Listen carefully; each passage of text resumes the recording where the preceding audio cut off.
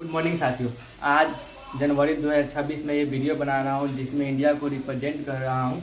India जो develop country है, fourth largest economy है इन द वर्ल्ड, जिसमें हम लोग देख रहे थे कि ट्रम्प ने इंडिया को 50% का टैरिफ लगा दिया है। बहुत दुखद ही समाचार सुनने को मिला था कि 50% टैरिफ लगाने के बाद भी इंडिया का ग्रोथ रेट 8 था। यूएसए को देखकर झटका लग गया।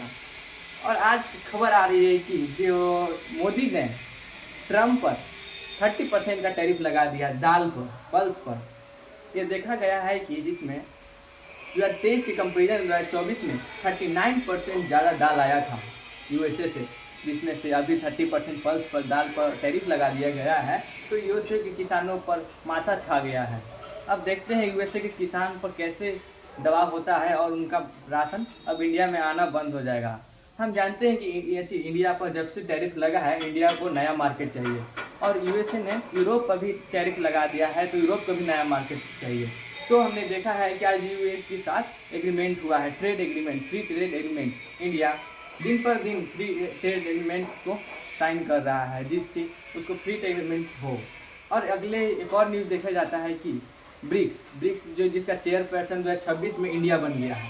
ब्रिक्स जो ब्राज़ील, रसिया, इंडिया, चाइना और साउथ अफ्रीका, ये 5 देशों का था, जिसमें से क्या हुआ है कि ब्रिक्स का जो नेवल एक्सरसाइज हुआ है जिसमें इंडिया भाग नहीं लिया है।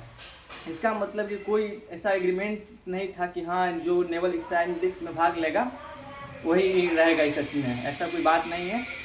नेवल एक्सरसाइज हुआ है, इंडिया भाग नहीं लिया है। हम जानते हैं कि इंडिया कुछ प्लीज कर रहा है यूएसए को, पर इधर भी देख रहे हैं कि वर्ल्ड में मोदी ने 30% टैरिफ लगा दिया है यूएसए पर। तो आरबीआई ने एक वर्ड बोला है ब्रिक्स कंट्री को कि डिजिटल करेंसी को आगे करिए।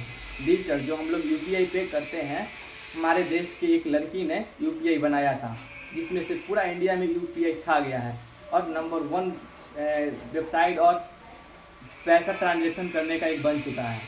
तो हम लोग बोला है आरबीआई ने कि ब्रिक्स कंट्री को डिजिटल पेमेंट और लोकल पेमेंट में करना चाहिए।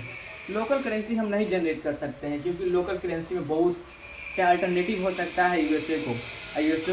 आरबीआई ये भी बोला है कि हम डीरेगुलेशन के ऊपर नहीं जा रहे हैं, क्योंकि अगर ऐसा बोल देगा तो यूएसए के अल्टरनेटिव हो जाएगा। हमारे जानते हैं कि अभी यूएसए एंड इंडिया का रिलेशन बहुत ख़राब है। अभी सब कुछ सोच रहा था कि इंडिया यूएसए का रिलेशन खराब होगा तो इंडिया चाइना आएगा। चाइना क्या आएगा? चाइना भी इंडिया पर लगा हुआ है। सत्याग्रह वैली बोलता है कि मेरा है, अरुणाचल प्रदेश बोलता है कि मेरा है। तो अभी इंडिया का कोई पोजीशन नहीं है। इंडिया के बहुत तरह से चैलेंजेस मिल रहा है। उधर यूएसए भी इसी टैरिफ पर टैरिफ लगा रहा है। अभी तो 500% का टैरिफ बोला था, जिसमें से इंडिया 30% लगा चुका है। देखते हैं आज क्या होता है। और चाइना ने भी सत्याग्रह वैली को बोलता है कि अपना है। तो ऐसा नहीं होता है कि इंडिया चाइना भी एक होगा, क्योंकि ऐसा रिलेशन अभी इसमें दिख नहीं रहा है।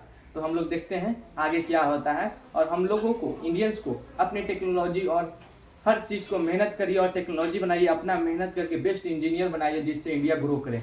Thank you.